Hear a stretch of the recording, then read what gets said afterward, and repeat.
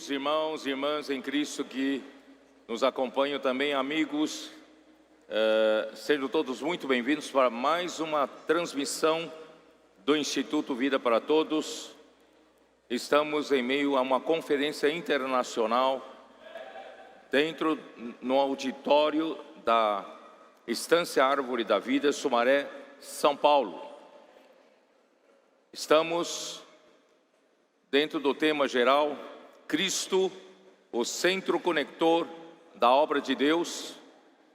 E o livro em questão é o livro de Colossenses. Estamos na mensagem 12, de número 12, com o título Em Cristo estão ocultos todos os tesouros da sabedoria e do conhecimento. A leitura da Bíblia, Colossenses 2, versículo de 1 até 7. Eu vou fazer uma leitura rápida com vocês.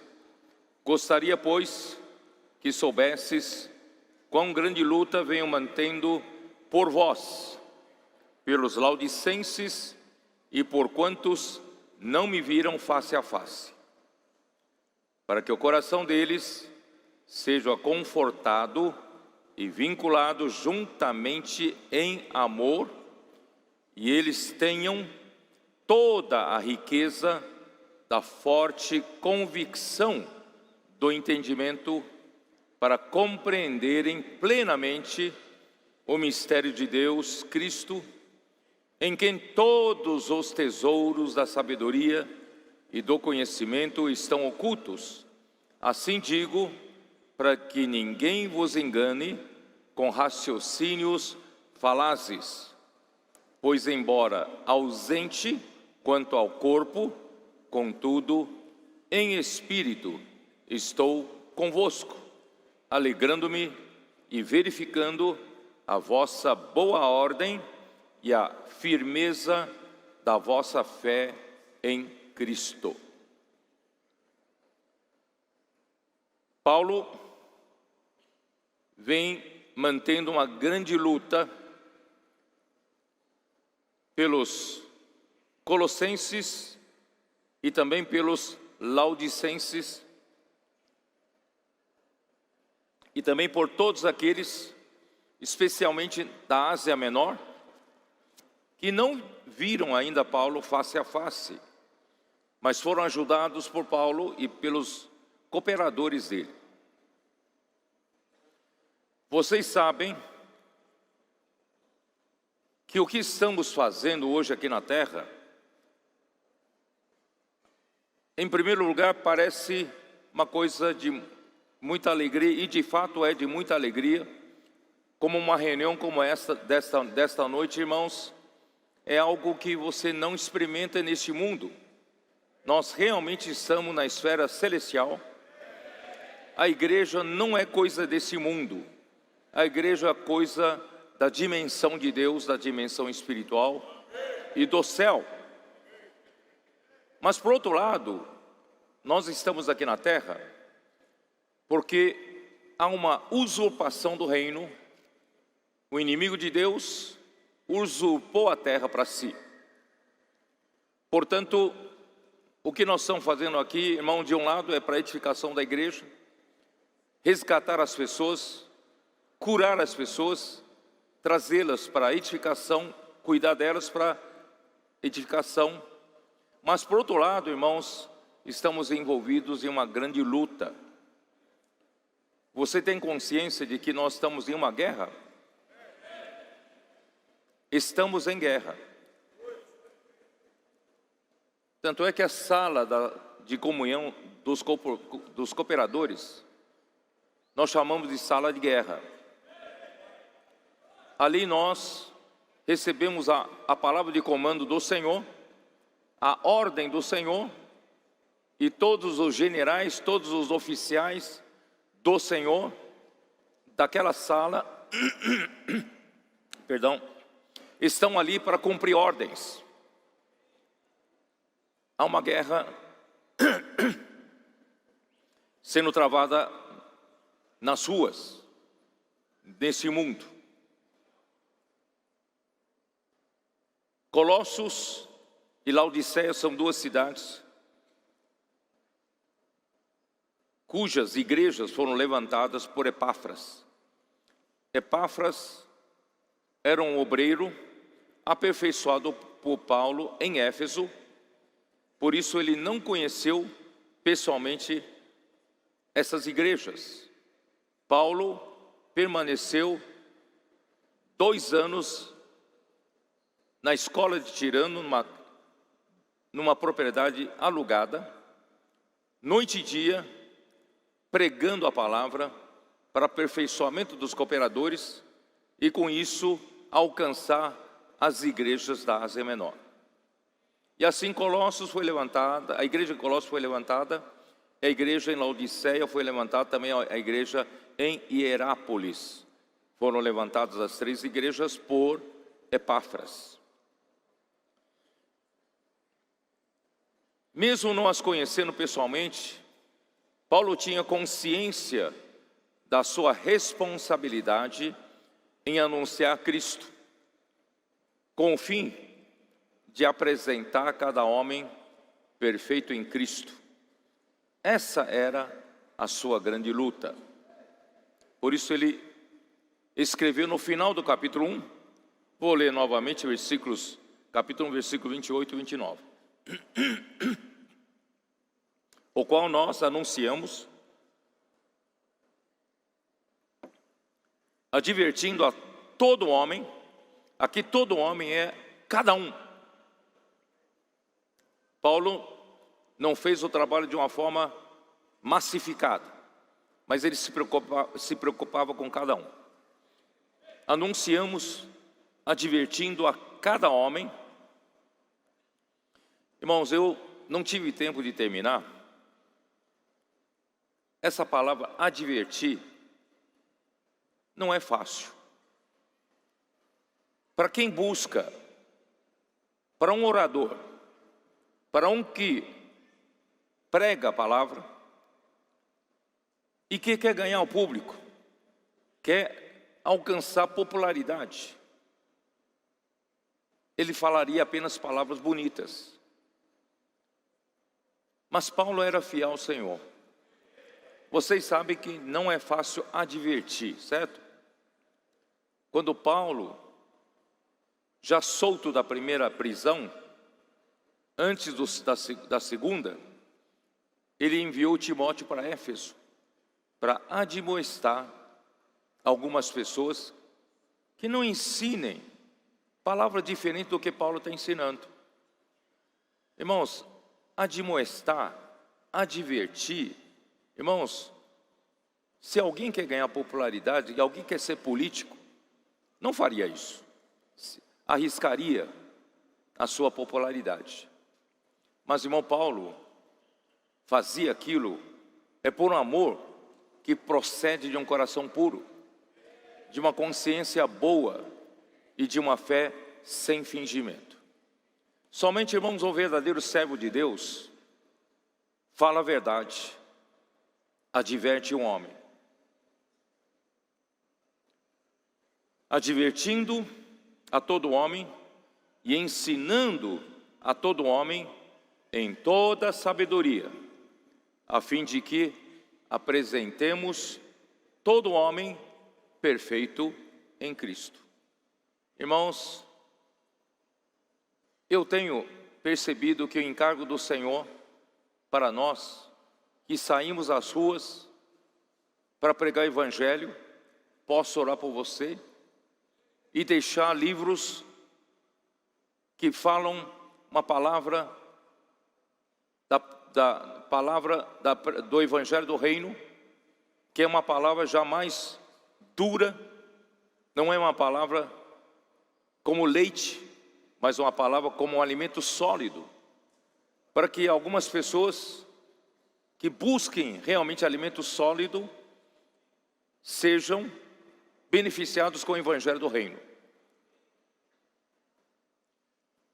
Mas, irmãos, eu quero que você saiba que a nossa missão não é só pregar o Evangelho. Eles saiam da situação em que estão. Alguns querem até tirar a vida, outros já sem vontade de continuar a viver, outros já com o casamento se desfazendo, com a sua vida destroçada, e nós tiramos essas pessoas dessa situação. Mas não basta só isso. Nosso objetivo é maior. Nosso objetivo, irmão, primeiro trazer para a igreja para ser curado. Essas pessoas precisam ser curadas. Vamos cuidar bem e vamos já colocá-los também em combate para servir o Senhor, pregando o Evangelho, cuidando das pessoas. Irmãos, qual é o objetivo de tudo isso? Para que essas pessoas também recebam o rio da graça, possam receber a realidade de Deus, enchendo todos os vazios do seu ser.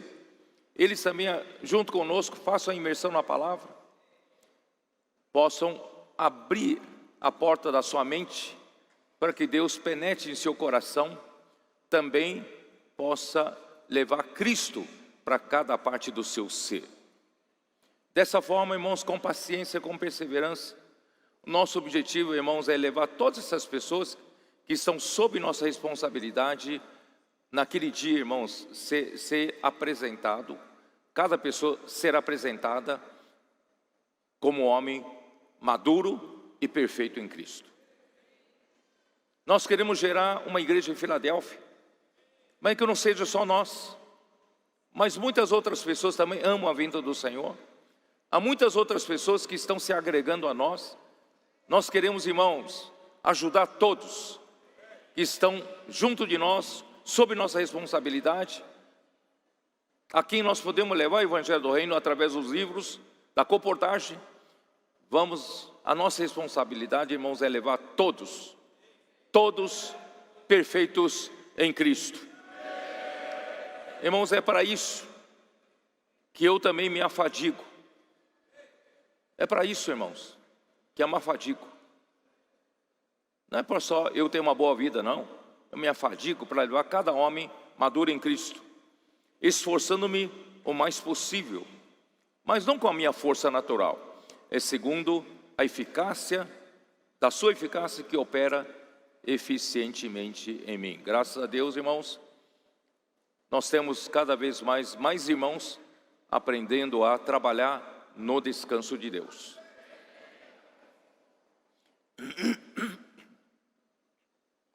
Quando o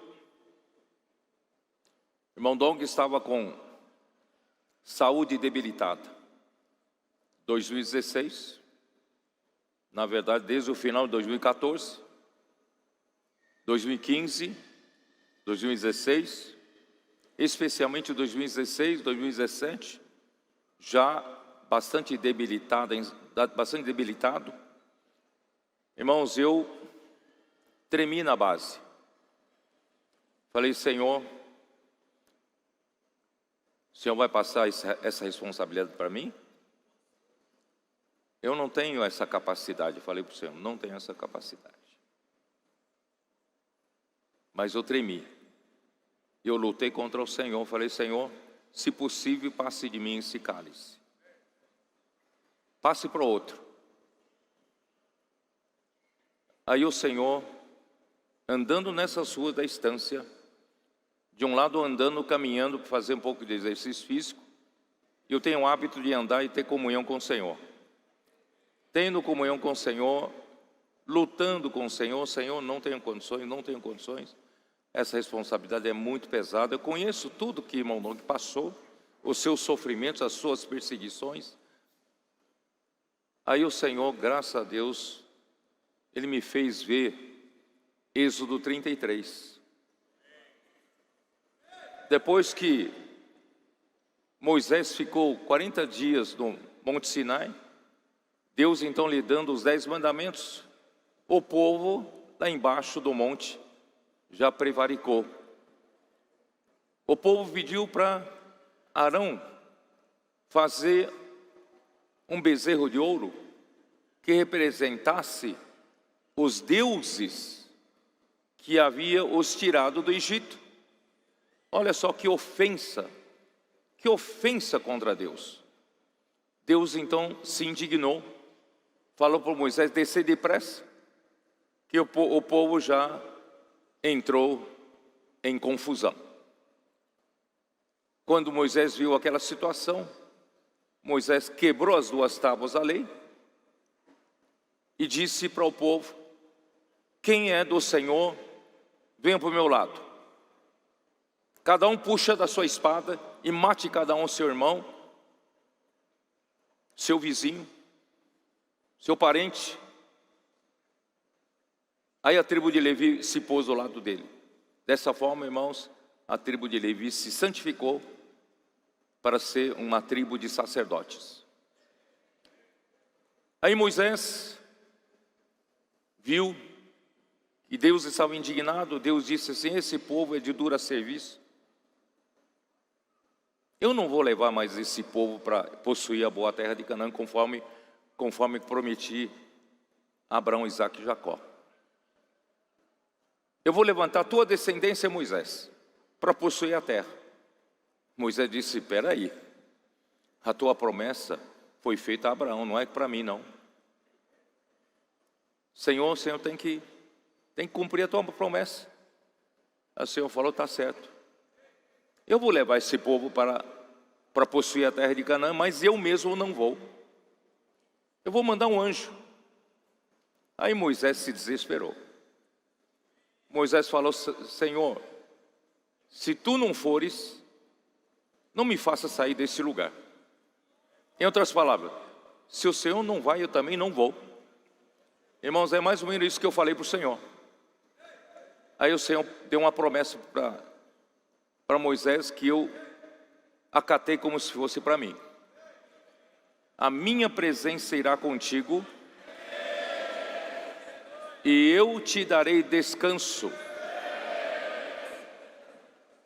Imagina, irmãos, essa pesada responsabilidade de levar um povo como vocês e muitos outros que estão em casa.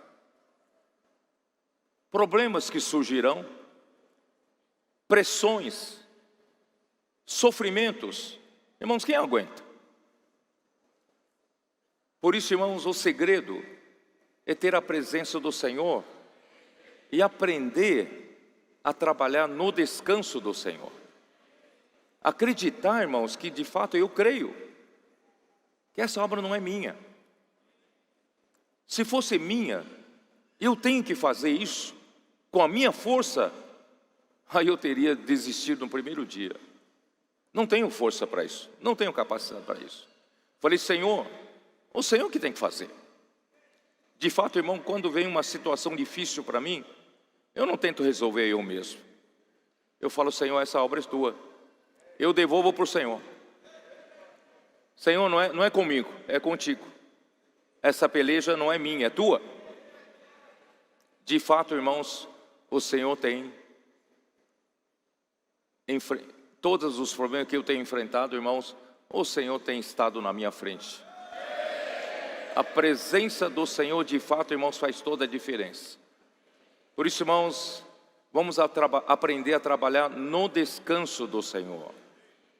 Senão, irmãos, apóstolo Paulo teria morrido de ataque cardíaco. Eu vou morrer de síndrome do pânico. Mas graças a Deus, irmão, eu estou tranquilo. Ainda não preciso pedir licença médica. Eu estou bem. Porque a sua presença está conosco. Ele nos faz trabalhar no descanso. Ele quem faz a obra. Ó Senhor Jesus. Paulo então teve notícias da fé deles em Cristo Jesus, né? Eu li isso no capítulo 1, versículo 1. E a fé deles em Cristo Jesus, capítulo 1, versículo 4, não é isso? Desde que ouvimos da vossa fé em Cristo Jesus e do amor que tendes para com todos os santos, e por causa da esperança que vos está preservada nos céus, da qual antes ouvistes pela palavra da verdade do Evangelho,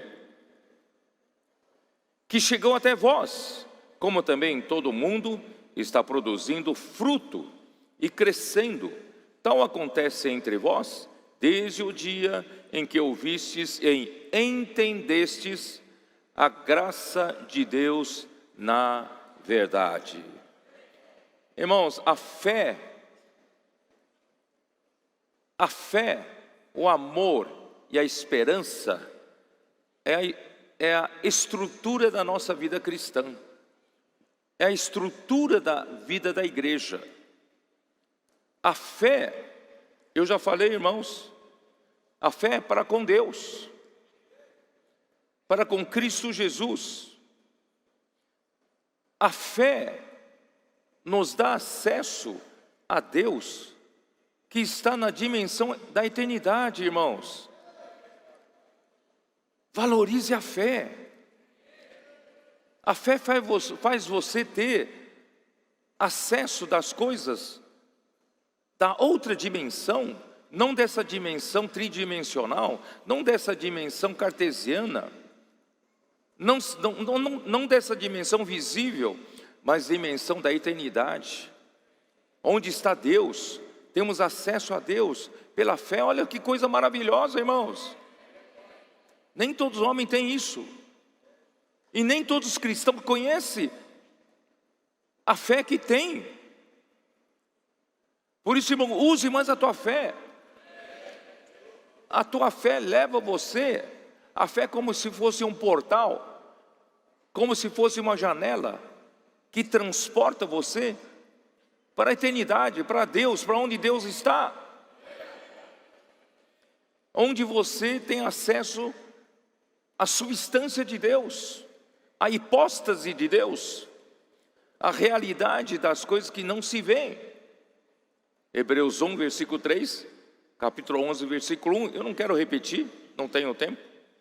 Então a fé também vem pelo ouvir a palavra de Cristo, já lemos isso, Romanos capítulo 10, versículo 17, certo? Então a nossa fé, irmãos, tem que se basear na palavra. Infelizmente muitos cristãos dizem assim, não, o médico me prescreveu um remédio. Eu, pela fé, não vou tomar mais esse remédio. Irmão, se Deus não te disse uma palavra, não faça essa loucura. Isso não é fé. A fé é quando você tem acesso a Deus e Deus te fala. E isso vem pela palavra. Isso é loucura, não é fé. Então, a fé vem pela palavra. O Senhor tem que falar com você. E você crê na palavra. Tá? Portanto, a fé está sempre relacionada com o que Deus fala. Não é uma habilidade do homem. Não, eu tenho capacidade de fé, tenho capacidade de crer. Eu não vou trabalhar, eu vou conseguir sobreviver, criar minha família. Irmão, isso não é fé. Mas a palavra da fé que pregamos, irmãos, produz a fé no coração de quem ouve. E ao confessar Jesus como Senhor, irmãos, a pessoa é salva. É mediante a palavra. Não é uma fé no ar, uma fé abstrata. Não, a fé vem pela palavra. Então nós pregamos a palavra da fé. E a fé aciona o poder de Deus. Vocês se lembram em Efésios capítulo 1, 19? Efésios 1, versículo 19, eu gosto muito desse versículo. Irmãos, a suprema grandeza do poder de Deus, irmãos, essa suprema, não é pouco poder não, a suprema grandeza do poder de Deus, irmãos, é esse poder que Deus ressuscitou a Cristo Jesus dentre os mortos. Olha só que poder. Esse poder ressuscitou a Cristo. E esse poder o fez sentar-se à direita dele. Olha o tamanho do poder, a força desse poder, né? E esse poder o fez sentar-se nos lugares celestiais, que estão acima de todo principado, potestade, né? Toda autoridade, todo domínio, todo poder e todo nome que se possa referir no presente século e na vindoura, no vindouro. Irmãos, e esse poder, irmãos, vai pôr todas as coisas debaixo dos seus pés. Esse poder vai fazê-lo ser o cabeça sobre todas as coisas. Por isso Deus o deu para a igreja. E esse poder vai fazer com que a igreja faça esse trabalho de encabeçar Cristo sobre todas as coisas. Mas como a igreja vai fazer isso? É por esse poder. E como você vai ter esse poder? Olha o versículo 19. E qual a suprema grandeza do seu poder para quem? Para com os que cremos. Olha a força que você tem na fé. A suprema grandeza do seu poder para com os que cremos, segundo a eficácia da força do seu poder. Deus tem essa suprema grandeza do poder. Mas esse poder, quando você crê, desse poder sai uma força para operar em cada situação em que você se encontra. Esse poder opera, esse poder executa uma obra, esse poder executa um trabalho.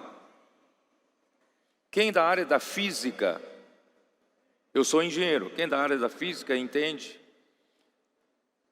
como se realiza um trabalho. O trabalho não é realizado pelo poder. O trabalho é realizado pela força.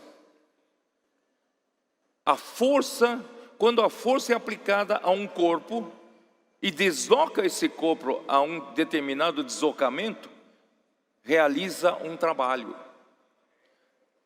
Eu tenho força nesse braço aqui, não é isso? Aqui está uma garrafa, vocês estão vendo a garrafa. Se eu aplico a força para deslocar essa garrafa 30 centímetros, eu realizei um trabalho. E é a força multiplicado pelo deslocamento. Se não entendeu nada, também não tem problema.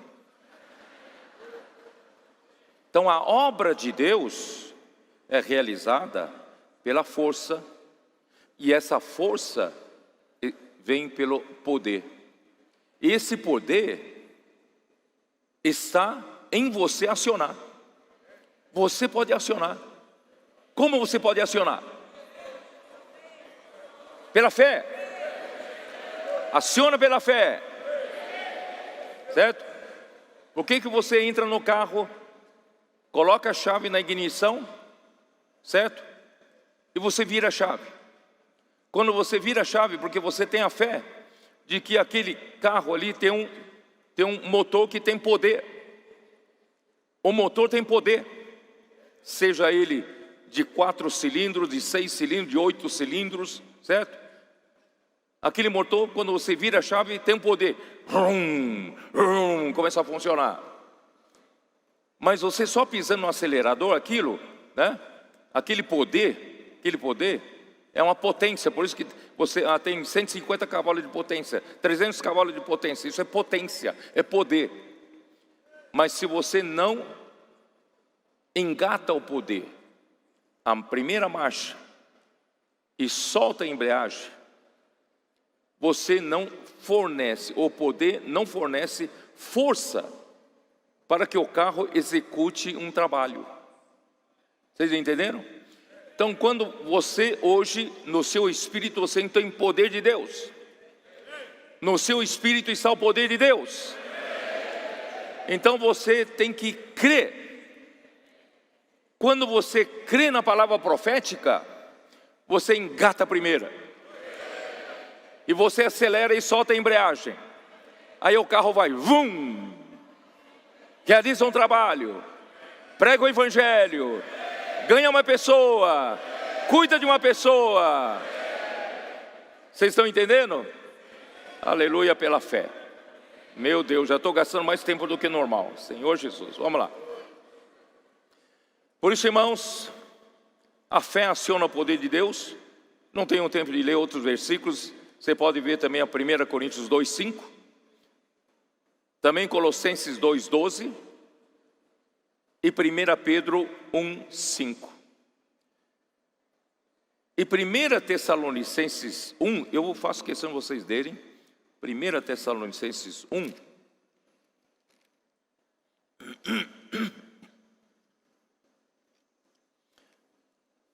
Versículo 3: recordando-nos diante do nosso Deus e Pai da operosidade da vossa fé, da abnegação do vosso amor e da firmeza da vossa esperança em nosso Senhor Jesus Cristo. A fé, quando você usa a tua fé na palavra profética, geralmente é na palavra que o Senhor fala com você. Quando você usa a fé na palavra profética, acabei de falar, gera uma força para operar, realizar um trabalho, é ou não é? E o que está escrito aqui? Na operosidade da vossa fé. A vossa fé faz a obra. A vossa fé realiza realizações, realiza operações, realiza trabalho. Então, irmão, como é que eu e você vamos realizar o trabalho, irmão? Fé na palavra, imersão na palavra. O Senhor nos disse pela palavra profética, na rua, vamos para a rua. E você vai para a rua e funciona. E a palavra profética na imersão disse para você que Deus quer encher todo homem, todo vazio do homem com Cristo, com o amor de Deus, com a realidade de Deus. Você vai na rua, fala essa mesma palavra e a pessoa fala, era exatamente o que eu precisava. Porque a fé opera, a fé faz a obra, a fé faz o trabalho. Aleluia! Então a obra de Deus, irmãos, não é realizada pela capacidade humana. Se fosse pela capacidade humana, irmãos, eu sou o primeiro a me demitir. Eu já falei para o Senhor, Senhor, nem me chama. Não tenho capacidade. Mas, irmãos, não é pela capacidade humana, mas é pelo poder de Deus, mediante a fé. Por isso, irmãos, os ministros da nova aliança sabem, 2 Coríntios 3, 4 a 6, eu não canso de ler esses versículos, mas hoje eu não vou ler, você sabe do que eu estou falando. Paulo falou assim, nem que por nós mesmos sejamos capazes de pensar alguma coisa como se partisse de nós. Irmãos, às vezes você pensa, puxa, o apóstolo Paulo falou palavras, realmente realizou a obra de Deus, puxa, esse cara é bom, né? Mas Paulo vai dizer um dia lá no céu para você, é verdade, nada partiu de mim. Tudo que partir de mim não funciona, mas partiu de Deus. Porque eu não sou capaz nem de pensar alguma coisa, não tenho a capacidade de planejar a obra de Deus. Irmãos, a obra de Deus ninguém planeja, só Deus quem planeja. Vocês devem estar pensando, puxa, falar livro de Colossenses, Pedro já deve ter programado todas as 24 mensagens do alimento diário. Planejei nada, irmãos, nada. Mas não é por preguiça não, é porque Deus quem planeja, não sou eu.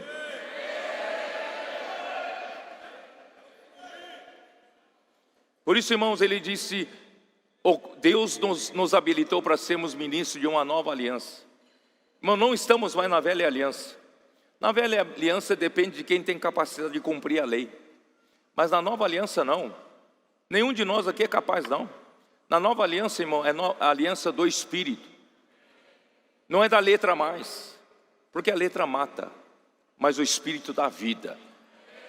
Também em Zacarias capítulo 4, versículo 6.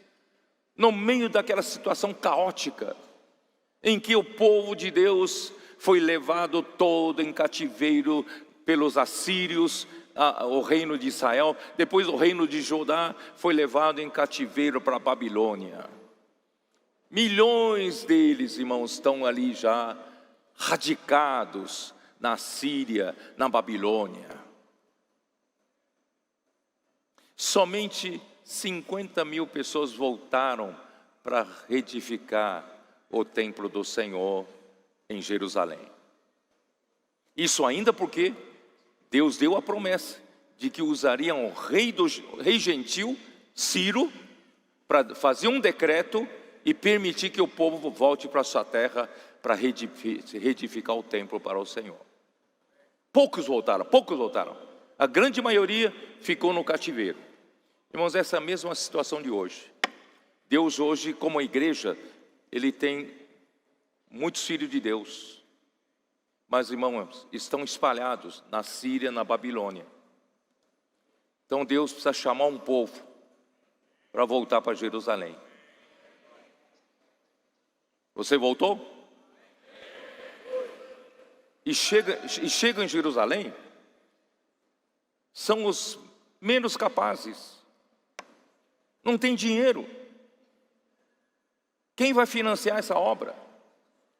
Irmãos, por isso que no meio de tanta dificuldade, Zacarias profetizou para Zorobabel e Josué: Zorobabel, não se preocupe, não é por força, não é por poder, é pelo meu Espírito. Assim diz o Senhor dos Exércitos. Vamos se olhar para nós, irmãos, o que nós vamos fazer para encerrar esta era? Quem somos nós? Mas o Senhor vai falar para nós: sejam corajosos, porque não é pela força vossa, nem pelo poder vosso, mas é pelo meu Espírito. Eu vou realizar essa obra, eu mesmo vou realizar essa obra, e o templo será reedificado. A igreja em Jerusalém será consolidada. Deus terá um lugar de habitação no Espírito. Ó Senhor Jesus. E o terceiro elemento é a esperança. Falei primeiro da fé. E a fé faz a obra. A fé é que tem a operosidade, eu chamo de operacionalidade, né? Por isso, irmãos, eu estou chamando os nossos jovens para assumirem a parte, né? O núcleo energético da obra do Senhor. Nós precisamos, irmãos, dos nossos jovens para colocar sua energia para fazer operações de Deus.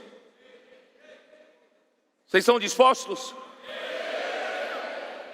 Cadê os jovens de...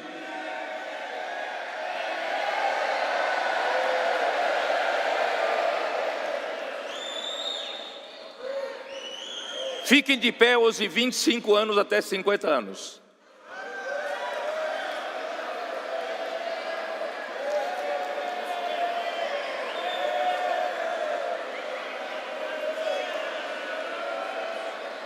Obrigado. É com vocês. Deus vai tocar as operações da obra de Deus com a energia de vocês. Mas lembre-se, é pela fé, não é pela sua capacidade. Pela fé na palavra profética, pela imersão na palavra, pela sua obediência à palavra. A fé sua vai operacionalizar a obra. Aí o outro elemento, terceiro elemento, é a esperança.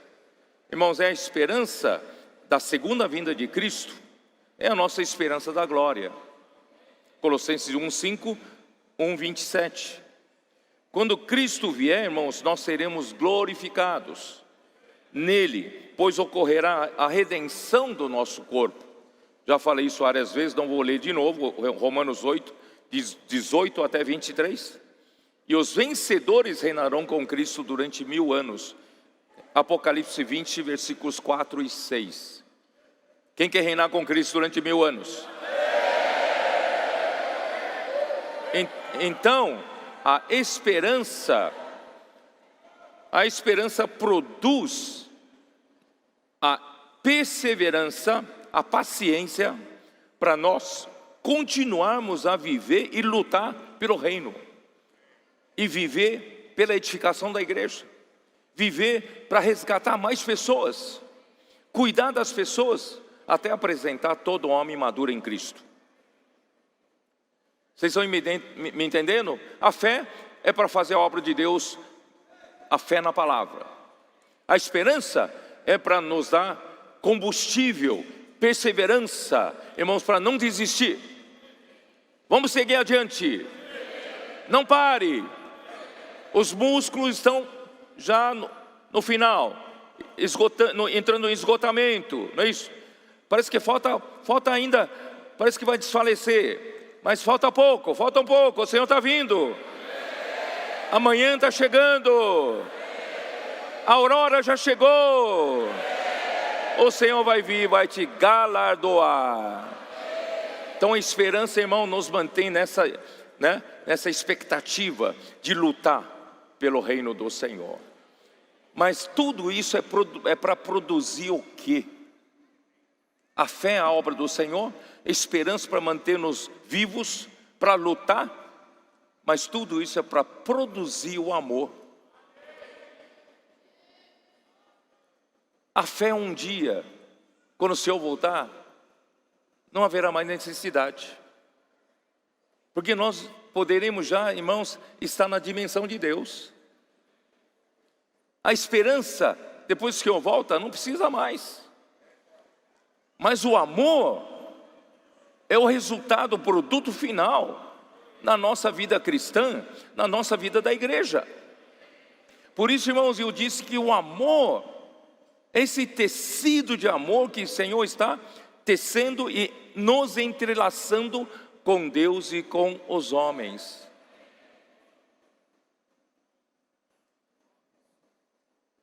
O amor é para com todos os santos. Deus é amor. Amor é a própria essência de Deus. Amor é doação, já falei várias vezes. Deus é o doador de toda a criação, e a sua maior demonstração de amor é ter nos doado o seu próprio Filho como propiciação pelos nossos pecados, para vivermos por meio dele. Isso está onde? 1 João, dê uma olhada, 1 João, Senhor Jesus, está chegando a parte que eu gosto, daqui a pouco já está chegando. 1 João 4, versículo 8. Nisto consiste o amor, não em que nós tenhamos amado a Deus. Nós não temos essa capacidade, nós não temos essa essência de Deus, se Deus não nos suprir, porque Deus é amor.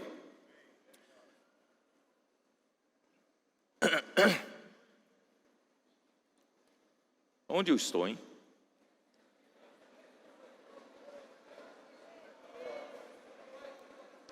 Eu devia ler o versículo 8, onde eu estou? É o versículo 8 primeiro, tá? Aquele que não ama, não conhece a Deus, pois Deus é amor.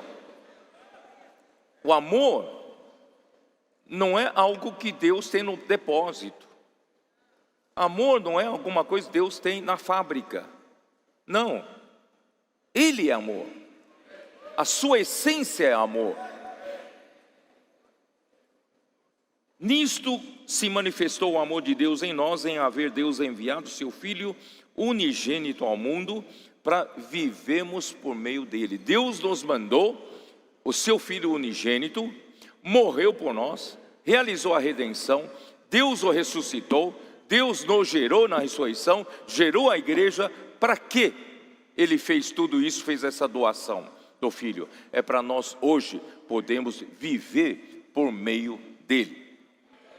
Até a nossa vida cristã, irmãs, depende de Cristo. Sem Cristo, irmão, nós não vivemos, tá? Nisso consiste o amor, não que em que nós tenhamos amado a Deus, mas em que Ele nos amou e enviou seu Filho como propiciação pelos nossos pecados. Senão sequer nós teríamos o que qualificação de receber a fé, muito menos o amor. Amados, se Deus de tal maneira nos amou, devemos nós também amar uns aos outros. Ninguém jamais viu a Deus. Se amarmos uns aos outros, Deus permanece em nós e o seu amor é em nós aperfeiçoado. Eu duvido que você tenha entendido esse versículo. Deus não é perfeito? Deus não é a própria verdade? Deus não é a realidade? Deus é amor. E como o amor de Deus precisa ser aperfeiçoado pelo homem? Alguém me explica? Ficou difícil, né? Mas como está escrito aqui? Ninguém jamais viu a Deus. Deus é invisível. Ninguém consegue vê-lo. Mas se amarmos uns aos outros, Deus então permanece em nós. Quer dizer, no amar uns aos outros, Deus aparece entre nós. Não sei se você entendeu. Deus é invisível, eu não enxergo, não vejo. O mundo não vê. Mas quando nós começamos a viver a vida da igreja, né, pela fé, esperança, e gera um amor, pelo rio da graça, gera amor, nós então passamos a amar uns aos outros, nos edificar. E ao amarmos uns aos outros, irmãos, alguma coisa está sendo tecido em nós. E ao ser tecido, Deus aqui, Deus permanece em nós. Não sei se você entendeu. As pessoas conseguem ver que Deus está aqui. Porque como nós conseguimos nos entrelaçar sem Deus? Se o amor é Deus, eu só consigo me entrelaçar com você no amor. E quem fornece o amor? É Deus. Então quando nós nos amamos uns aos outros, quem é visto aqui? Deus é visto aqui. Deus é invisível, mas Deus consegue ser visto quando nós nos amamos uns aos outros. E nisso o amor de Deus é aperfeiçoado em nós.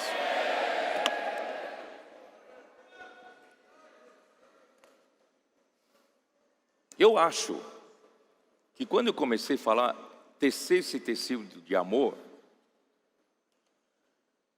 alguns irmãos devem ter pensado, esse Pedro está inventando.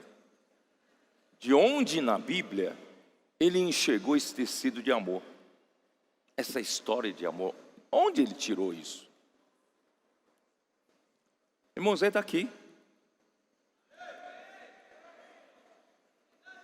Por que o amor precisa ser aperfeiçoado? Tá bom, vou avançar mais um pouco. Se você não entendeu, vou avançar mais um pouco. Ó Senhor Jesus. Irmãos, vamos lá, vamos ver se eu consigo explicar melhor. 1 Coríntios 13.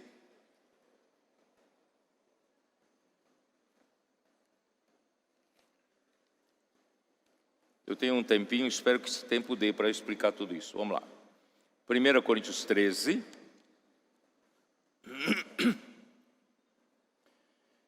Irmãos, Paulo fala no capítulo 13 sobre o amor. Ainda que eu faça boas ações, ainda que eu faça 1000 obras para Deus, ainda que eu me sacrifique, queime o meu corpo em favor dos outros, irmãos, se não tiver amor, nada serei, nada vale. Porque o que tem que ficar, irmãos, o produto final tem que ser amor. Ainda que eu distribua, versículo 3, todos os meus bens entre os pobres, ainda que entregue o meu próprio corpo para ser queimado, se não tiver amor, nada disso me aproveitará. Em outras palavras, irmão, a nossa vida cristã, a nossa vida da igreja tem que produzir o amor. O amor é paciente, é benigno, o amor não arde em ciúme, tal. Não é isso que eu quero ler. Vocês já estão, né, cansados de ler esses versículos, né? Versículo 8, o amor jamais acaba. Vocês entenderam? O amor jamais acaba. Havendo profecias, a palavra profética um dia, irmão, desaparecerá, sabia? Hoje a palavra profética é tão importante, que numa noite escura nos ilumina como uma candeia, nos dá direção, nos alimenta e faz a obra de Deus seguir adiante. Mas quando chegar naquele dia, até a palavra profética não será mais necessária, sabe disso? Porque Deus já produziu o amor. Havendo profecias, irmãos, desaparecerão. Havendo línguas, cessarão. Havendo conhecimento, ciência, passará. Porque hoje vivemos as coisas ainda em parte. Porque o perfeito ainda não terminou em nós. O trabalho não terminou em nós. E o perfeito é no amor, né? Porque em parte conhecemos e em parte profetizamos. Irmãos, a palavra da fé, a palavra profética, é justamente está nos levando cada vez mais para a realidade de Deus. Nós não chegamos ainda no que é perfeito, mas nós estamos chegando lá, pela palavra profética, pela fé, impulsionado pela esperança, estamos chegando lá. Mas, irmãos, tudo isso é para produzir o perfeito. E quem é o perfeito, irmãos? É o amor. Por isso ele fala, o amor jamais acaba. Versículo 10, quando, porém, vier o que é perfeito, então o que é em parte será aniquilado. Irmãos, hoje ainda vivemos as coisas que são em parte, porque nós ainda não chegamos na plenitude, não chegamos no que é perfeito, mas estamos já em direção ao perfeito. A realidade de Deus está nos enchendo até a plenitude de Deus. Mas quando chegar lá, irmãos, vamos ter o que é perfeito. Quando eu era menino, falava como menino, sentia como menino, pensava como menino, mas cheguei a ser homem, desisti das coisas próprias de menino. Então enxergue você o que é mais importante. Porque agora vemos como em espelho, obscuramente, então veremos face a face. Não terá mais um véu, não terá mais óculos, né? Nós vamos ver face a face. Agora conheço em parte, então conhecerei como também sou conhecido. Agora, pois, permanece a fé e a esperança e o amor. Esses três, porém, o maior desses é o amor. Então, irmãos, a edificação da igreja, Deus ter gerado a igreja através da morte e ressurreição de Cristo. Deus nos trouxe para o corpo de Cristo como membros. Hoje, irmãos, nós estamos aqui na terra para a edificação da igreja, do corpo de Cristo. Nós estamos indo para as ruas, irmão, resgatar mais pessoas, né, para realmente completar o número dos que precisam ser salvos para a edificação da igreja. E por outro lado, estamos em luta de reinos, lutando contra o império das trevas para resgatar as pessoas, porque nós precisamos trazer o reino de Deus de volta. Aí nesse processo todo, irmãos, Deus nos supre com a palavra profética. Deus nos supre através da imersão da palavra. Essa palavra está transformando a nossa alma. E quando Deus consegue invadir a nossa alma com a sua realidade do rio da graça, o que está acontecendo? Irmãos, o próprio amor, a essência de Deus está nos inundando. Está enchendo cada parte do meu ser, do seu ser. E nós passamos o quê? Nós passamos a nos entrelaçar com Deus e com os homens.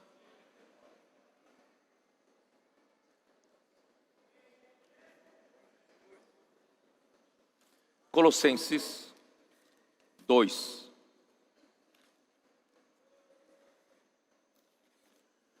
Eu vou mostrar um vocábulo em português que eu não sabia que tinha.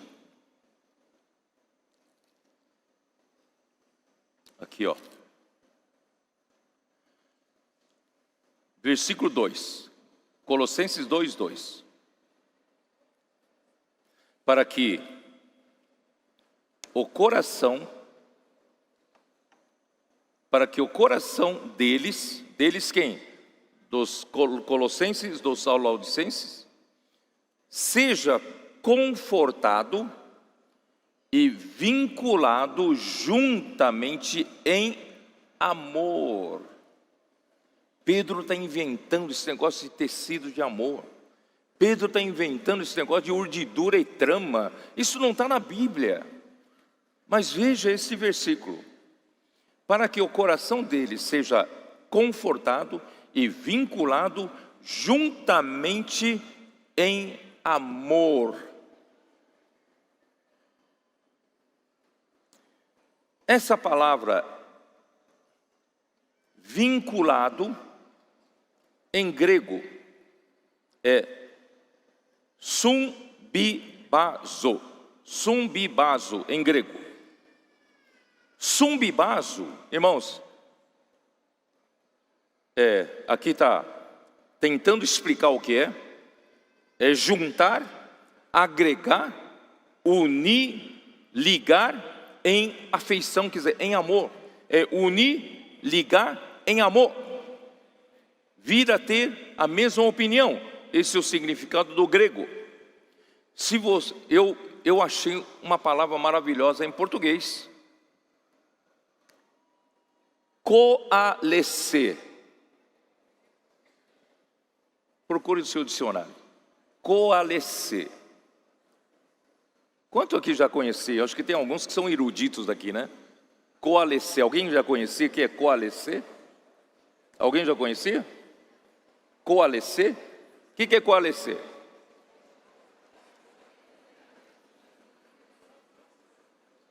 Eu vou pedir para projetar. Pode projetar.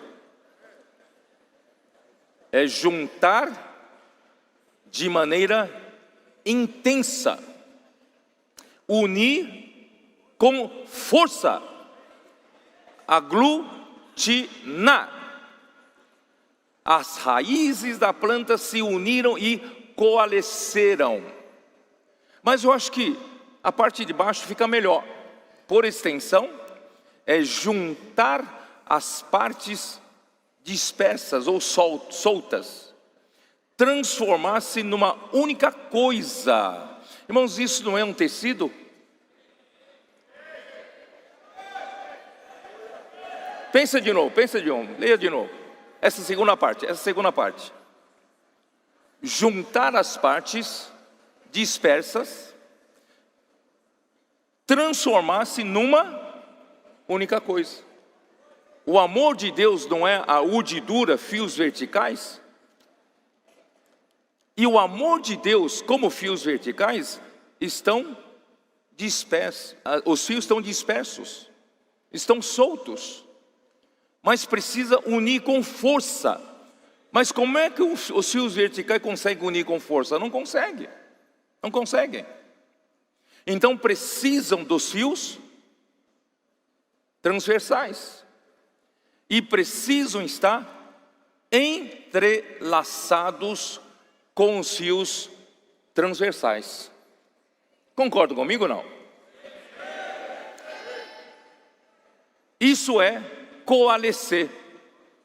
Bom, que palavra maravilhosa. Nós temos um bom português. O português é maravilhoso.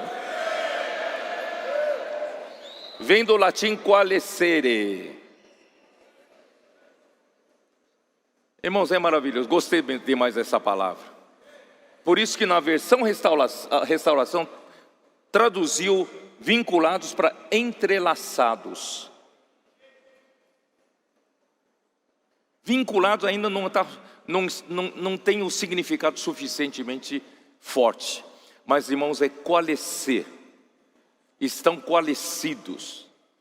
São fios que estavam soltos e agora, uma vez foram tecidos com os fios transversais, agora sim, irmãos, eles estão firmes, compactos, ajustados.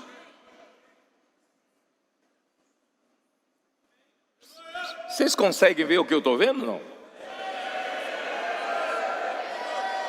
Irmão, essa é a obra de Deus. Eu vou pedir para os irmãos passar aquele vídeo de novo do tear. Dê uma olhada no que o Senhor está fazendo com você e comigo. Olha ali, ó. Os fios estão sendo coalescidos. Os fios soltos, aqui na minha camisa não estão mais soltos. Estão coalescidos aqui, ó. Olha lá, olha lá. E quem que traça o fio horizontal? Transversal. Irmãos, é a lançadeira. E Cristo é a lançadeira. Olha lá, olha lá, olha lá. Bom, agora vamos chegar no final, né, fazer câmera lenta. Vamos ver qual o trabalho, né, do Espírito. Isso aí é urdidura, são fios longitudinais, ó, fios transversais são, olha lá. Essa lançadeira está puxando um fio transversal, tá vendo? E aí então quando muda de novo, né, os fios, a urdidura, os fios ficam trançados. Ontem um irmão que trabalha na área de hotelaria veio falar comigo depois da reunião. Ele disse que aqui no Brasil nós não temos um algodão tão bom para formar fios de algodão de alta qualidade. Mas no Egito tem algodão extremamente de altíssima qualidade. Aqui nós conseguimos fazer, né, nosso tecido de algodão, 300 fios por polegada quadrada. Temos aqui 400 fios por polegada, né? 180, 200, 400, talvez no máximo, não sei se é 600, 700, isso já de altíssima qualidade. Mas os fios do algodão egípcio, e com a tecnologia para fazer fios, irmãos, são tão finos, chega a ter 1000 fios em cada polegada quadrada. Sabe quanto é cada polegada quadrada? Pega 2,5 centímetros de altura e 2,5 centímetros de largura, e você conta a quantidade de fios, são 1000 fios. Os 1000 fios, irmãos, você põe a mão assim, que nem uma seda, tão gostoso. Esses fios são tão finos, você não enxerga vazio, mas não tem mais vazio. Pega esse meu tecido aqui, ó. Você olhar para a luz assim, ainda tem vazio. Mas o de 1000 fios não tem mais vazio. E chega a brilhar. Irmãos, chega a brilhar. De tanto Cristo estampar Deus em você, chega a brilhar com o resplendor do sol. Vai estar tão fechado que não haverá vazio nenhum, e é tão gostoso ao tato. Esse tipo de lençol só tem nos hotéis de altíssima qualidade, hotéis 6 estrelas para cima. Eu acho que eu nunca fui, mas Deus está tecendo isso com você.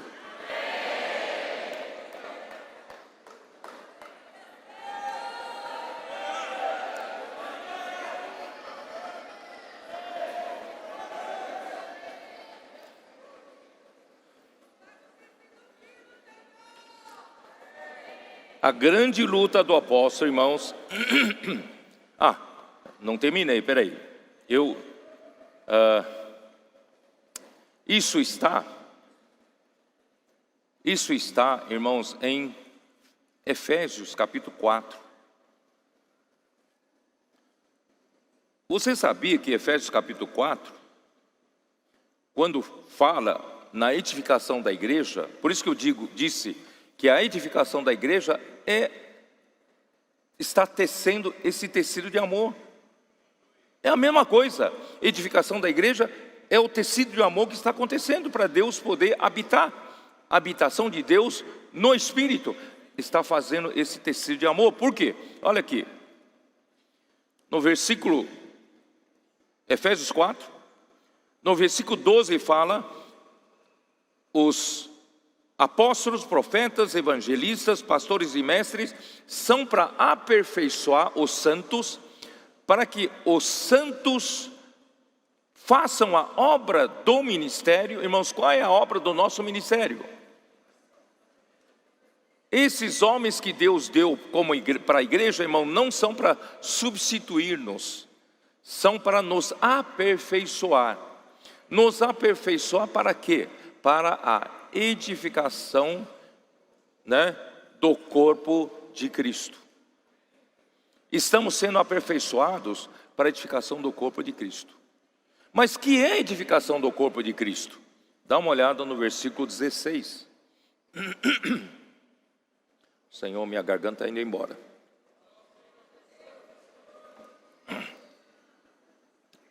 (16)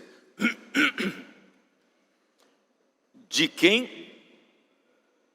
Da cabeça, Cristo. De quem? Todo o corpo, bem ajustado e consolidado pelo auxílio de toda junta, segundo a justa cooperação de cada parte, efetua o seu próprio aumento para a edificação de si mesmo em amor. Mas você nunca percebeu que esse versículo está falando dessa tecelagem? Por quê? Porque a palavra todo o corpo bem ajustado e consolidado é a mesma palavra para coalescer. É a mesma palavra, irmãos, para tecer. A versão Restauração traduziu bem consolidado para compactados. Mas, irmãos, compactado ainda não traduz bem a ideia. Os fios realmente precisam estar bem ajustados, realmente existe essa palavra técnica para tecido, é compactar o tecido, compactar o tecido. Mas a compactação do tecido, irmãos, é feito já na tecelagem. Quanto mais o fio é de alta qualidade, mais fino é o fio e de alta qualidade, mais consegue preencher todos os vazios e compactar bem. Irmãos, isso é tecer. Deus está nos ensinando como tecer esse tecido de amor, edificando-nos uns com os outros, através de juntas de suprimento. Nós temos entre nós juntas de suprimento, e cada parte, irmão, cada um tem a sua parte, cada um tem a sua função. Você é importante e eu sou importante, Eu então passo um fio aqui, passo um fio ali, ajudo os irmãos, não é isso?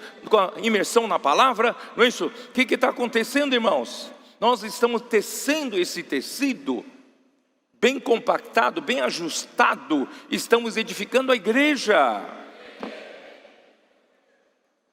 Esse aumento de si mesmo em amor, esse aumento, irmãos, é um aumento desse tecido, esse tecido do amor.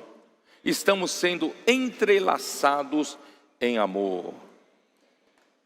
Ó Senhor Jesus, como é que eu faço para os irmãos entenderem isso? Isso que está aqui, está borbulhando aqui dentro de mim, Não sei como explicar para os irmãos. Por isso, irmãos, quando chega em Efésios capítulo 3, aí que Paulo enlouqueceu mesmo. Paulo falou assim, versículo 16, Efésios 3:16. Para que segundo a riqueza da sua glória, vos conceda que sejais fortalecidos com poder, mediante o seu Espírito no homem interior.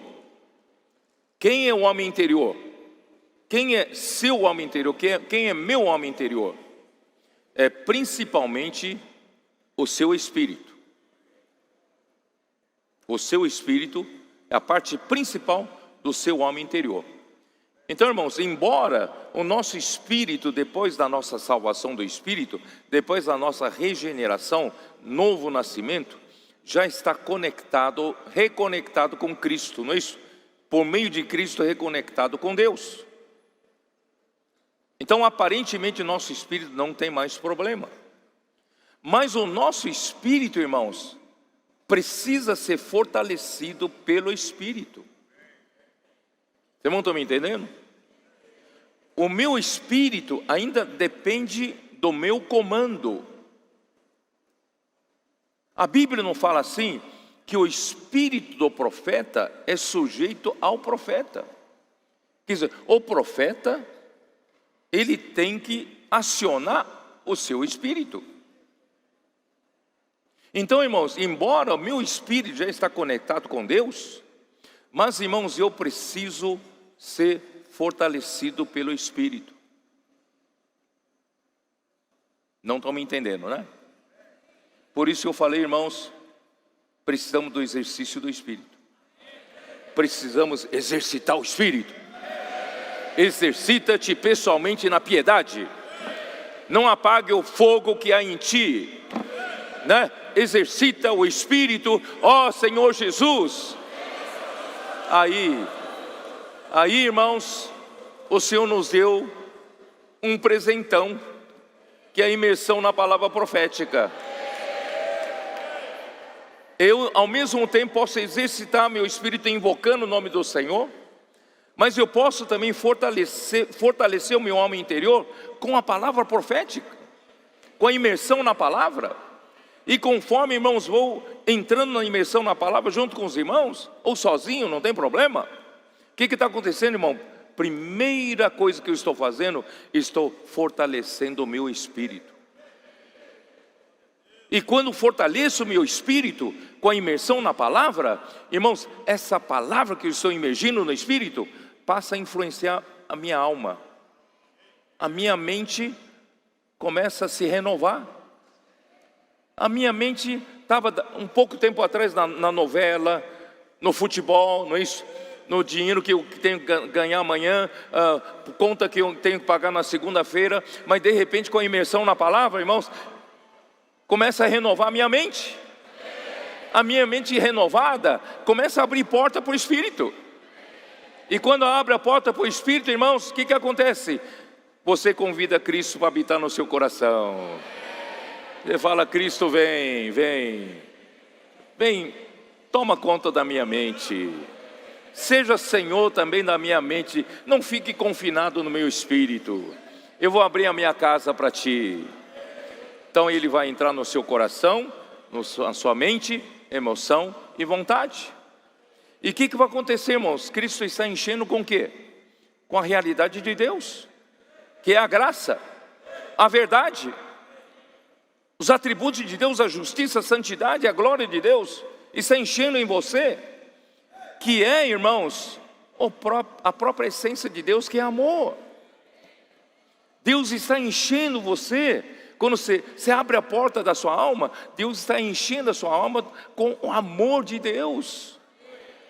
Quando Deus começa a encher a sua alma com amor, o que acontece? Assim habite Cristo no nosso coração pela fé. Ainda não chegamos na perfeição, mas pela fé estamos no caminho. Estando vós arraigados e alicerçados aonde? Em amor.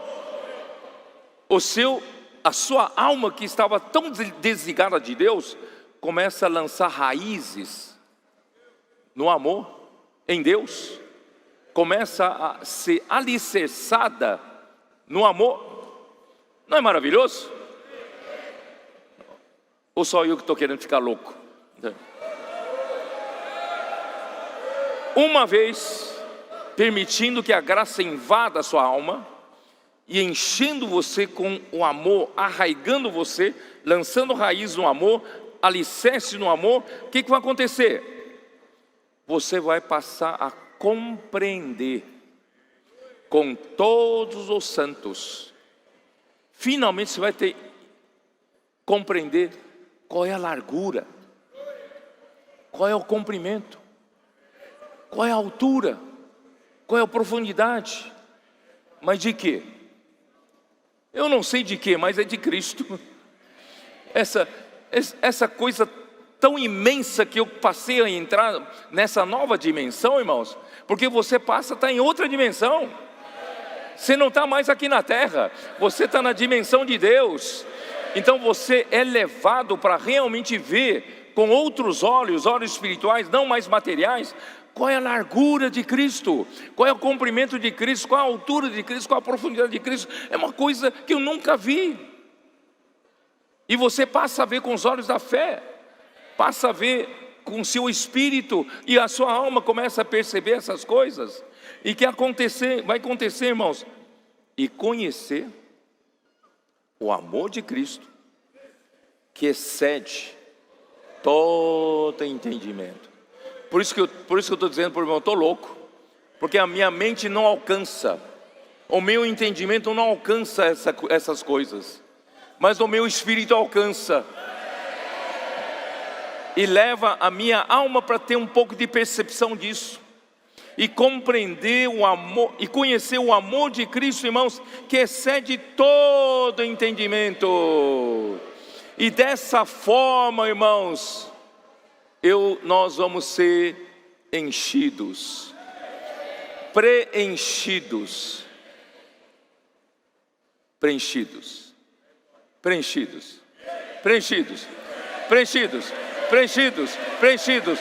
até a plenitude de Deus.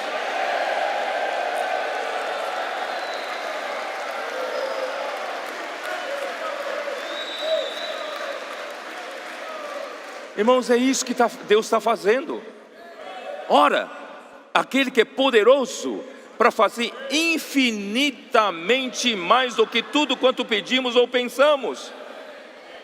Você nunca pediu isso para o Senhor, nem imaginou que pudesse existir essa coisa de tecer o amor, tecido de amor entre nós, irmãos. Essa coisa perfeita que Deus está fazendo entre nós, que é a própria edificação da igreja. Nunca pensamos, nunca imaginamos, irmão, Deus pode fazer infinitamente mais. Mas, como Ele vai fazer? Conforme o seu poder que opera em nós. Esse tear divino está na igreja. O poder de Deus está operando. Eu não sei qual é o barulho do tear. Deus está tecendo.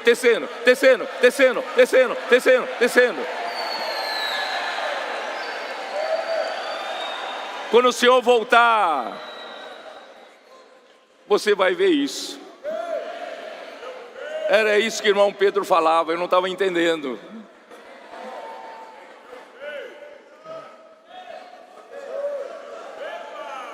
Colossenses 2.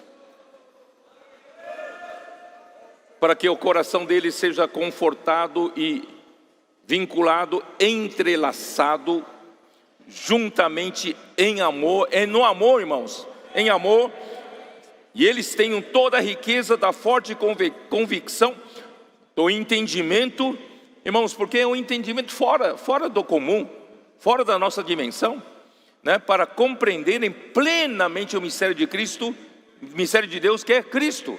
Bom, Cristo está fazendo esse trabalho em nós, e por meio dele, irmãos, ele é o centro conector, ele é a lançadeira, ele está nos costurando, nos entrelaçando entre nós e entrelaçando com Deus, com fios de altíssima qualidade.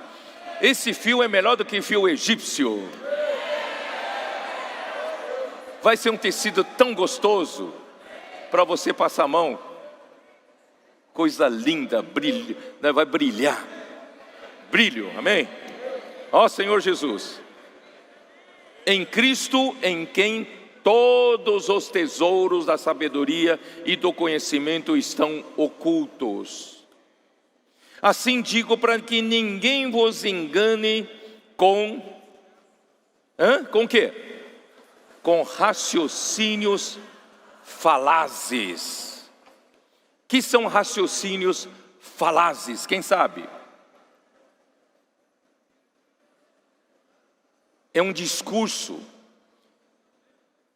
para persuadir, é um discurso ilusório para enganar, é fraudador.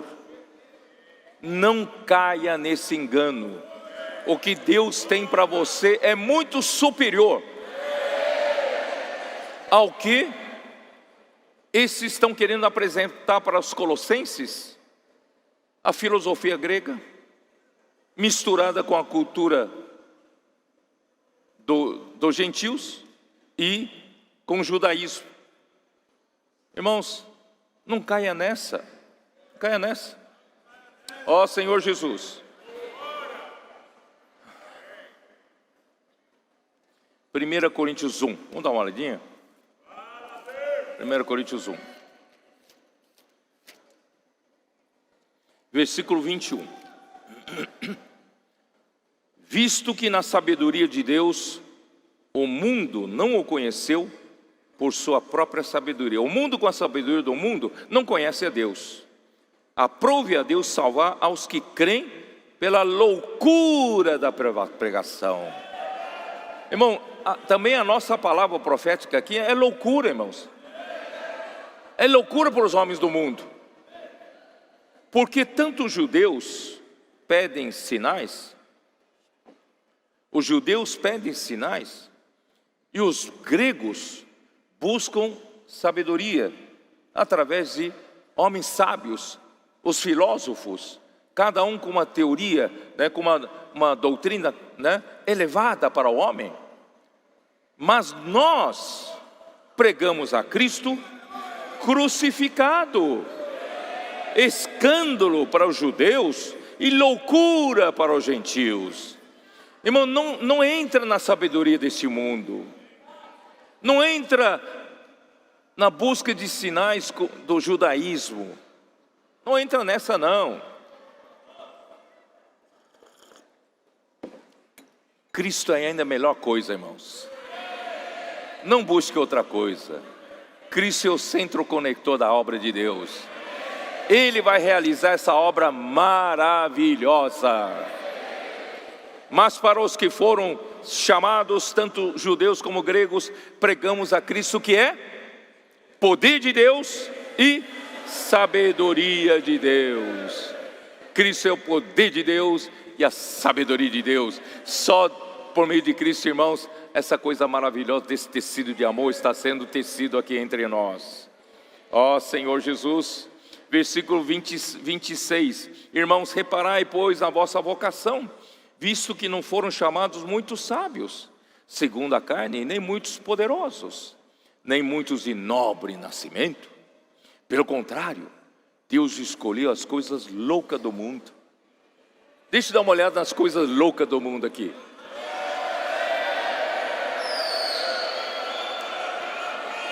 Para envergonhar os sábios, e escolheu as coisas fracas do mundo para envergonhar as fortes. Deus escolheu as coisas humildes do mundo e as desprezadas e aquelas que não são, para reduzir a nada as que são, a fim de que ninguém se vanglorie na presença de Deus.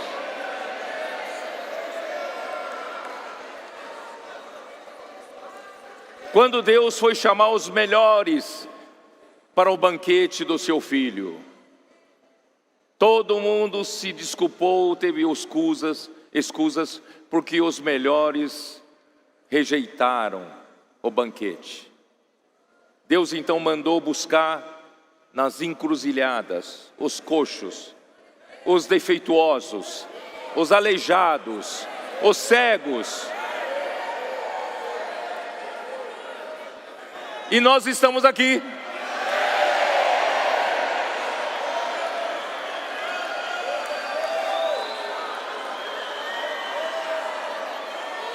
Saul, o rei Saul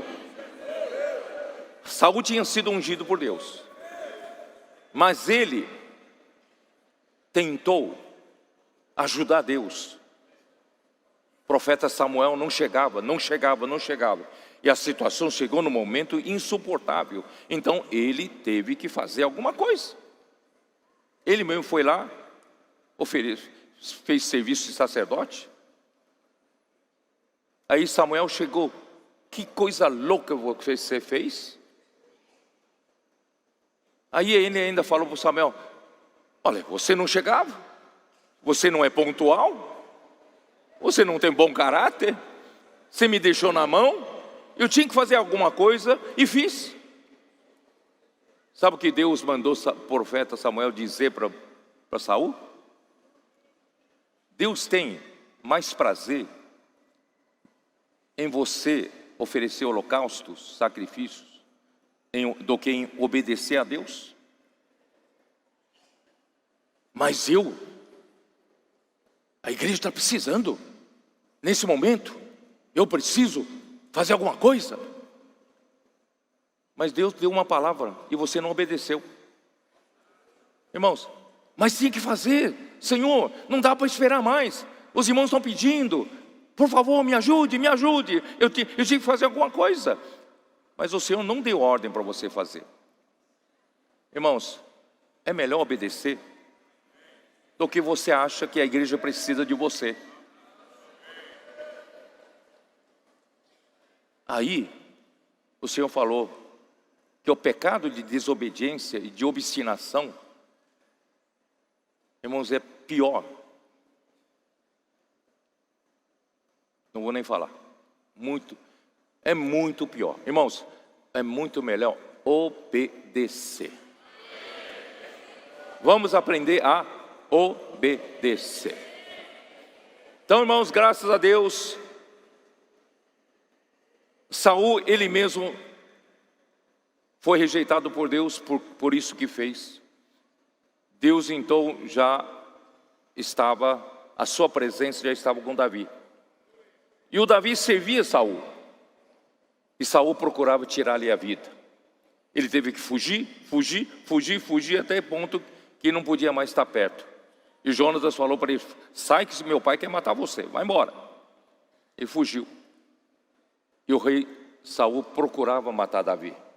Davi teve que fugir, vocês se lembram? Ele procurou um sacerdote dizendo que os que estavam com ele estavam morrendo de fome. E o sacerdote acabou dando o pão de Deus. Isso era proibido. Mas por uma situação daquela, Deus permitia. E Saul veio e matou os sacerdotes. E ele teve que refugiar na caverna de Adulão. E os que estavam com ele, irmãos, na caverna de Adulão, formou um exército de Davi para lutar pelo reino de Deus. E esse exército começou com quem? Quem era o que estavam na caverna de Adulão? Os que estavam em aperto, os que eram endividados e os que eram amargurados de espírito. O melhor exército estava com Saul e o pior estava com Davi. E Deus chamou as coisas loucas para fazer parte do exército dos trabalhadores da última hora.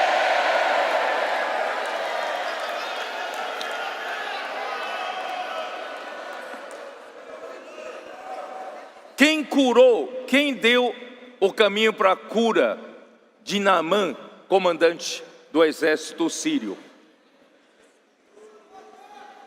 Foi uma menina. E essa menina em hebraico é Catã. Catã significa pequeno, insignificante e sem nenhuma importância. Irmãos, Deus hoje está chamando pessoas sem importância.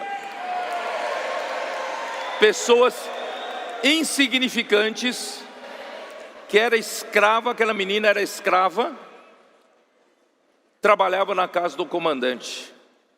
Irmãos, ela foi a única que falou a um profeta em Israel: ele pode te curar.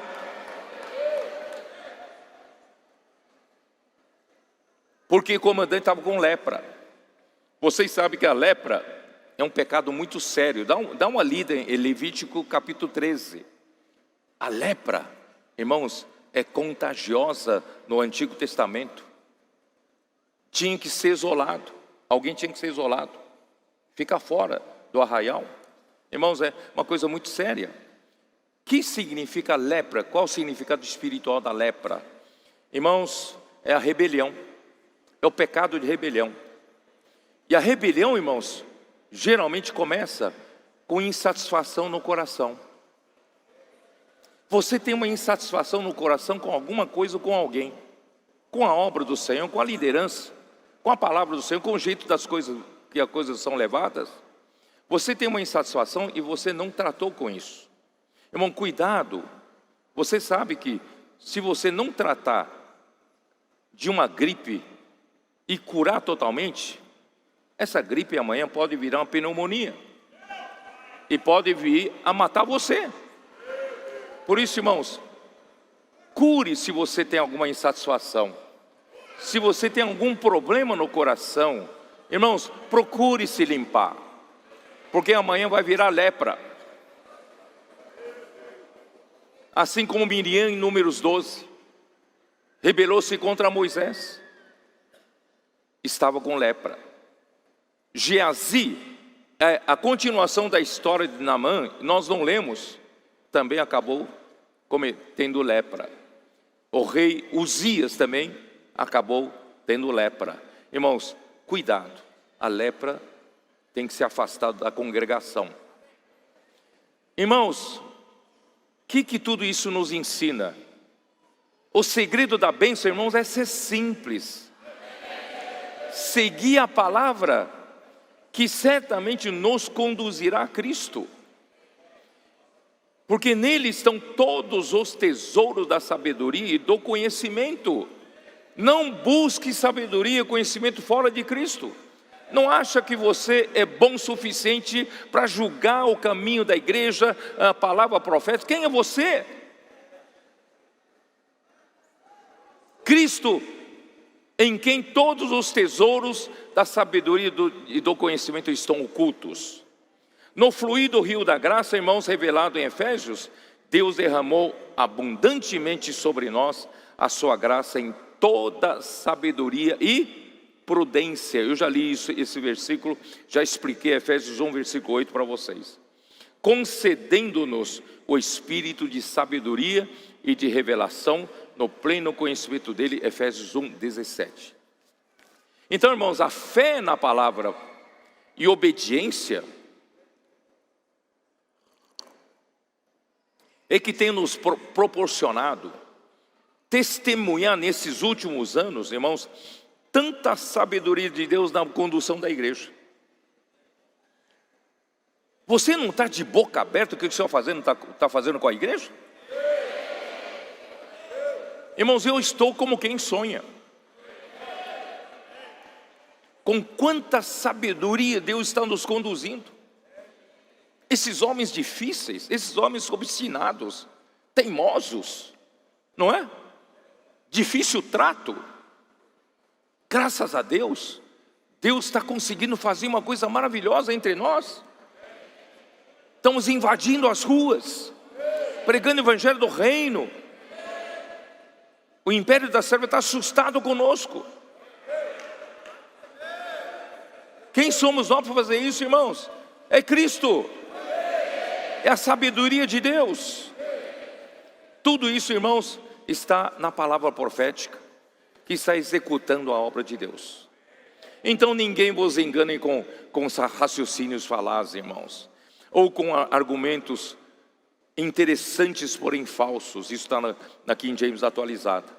Conforme já dissemos, irmãos, a influência do embrião do gnosticismo já estava, incluindo a filosofia grega, já estava penetrando na igreja com seus argumentos persuasivos, tendo a aparência de sabedoria. Irmão, não vai atrás disso. Ó Senhor Jesus. Embora ausente fisicamente, Paulo estava com eles em espírito, alegrando-se e verificando a boa ordem e a firmeza da fé deles em Cristo. Tendo Cristo como cabeça, irmãos, tudo entra em ordem. Por isso é importante guardar uma boa base sólida na fé dele. Eu estou terminando de ler aquele trecho da palavra em Colossenses. Então, como, irmãos, eles receberam Cristo Jesus pela fé, agora então deve andar nele. Andar é proceder no dia a dia, nossa conduta, nosso procedimento, nosso comportamento. E Deus então enviou seu Filho ao mundo para vivermos por meio dele, e foi precisamente para esse fim que Cristo morreu, para ser tanto Senhor de mortos como de vivos. Está em Romanos 14, versículos 7 a 9. Então, nós devemos estar nele radicados, edificados. Está em 1 Coríntios 3, 9. Confirmados na fé, tal como fomos instruídos, crescendo em ações de graça. Quer dizer, versículo 7, Colossenses 2. Os apóstolos, irmãos, são cooperadores de Deus, e nós somos lavoura de Deus, edificado, edifício de Deus, e a nossa raiz é na terra, no amor, e nosso edifício está radicado, está alicerçado no amor. Então, queridos irmãos, nós não somos uma organização religiosa, nós somos a lavoura de Deus, né? Como uma planta precisa extrair todos os nutrientes do solo, nós lançamos raízes em Cristo para extrair todas as riquezas de Cristo para ser a nossa realidade. E só nós somos edificados em um edifício ajustado e bem compactado, que é sumbibazo, de novo, entrelaçado, tecendo esse tecido de amor. Irmão, nós estamos sendo o quê? Edificado numa habitação de Deus no Espírito. Efésios 2, versículos 21 e 22. Por quê? Porque Jesus disse em Mateus 16, 18, que Ele edificaria a sua igreja, e as portas do Hades não prevalecerão contra ela. E a parte da edificação do corpo de Cristo, Deus entregou para a igreja terminar. Irmãos, essa é a nossa responsabilidade. Vamos terminar essa edificação, vamos terminar esse tecido de amor. Amém. Jesus é o Senhor.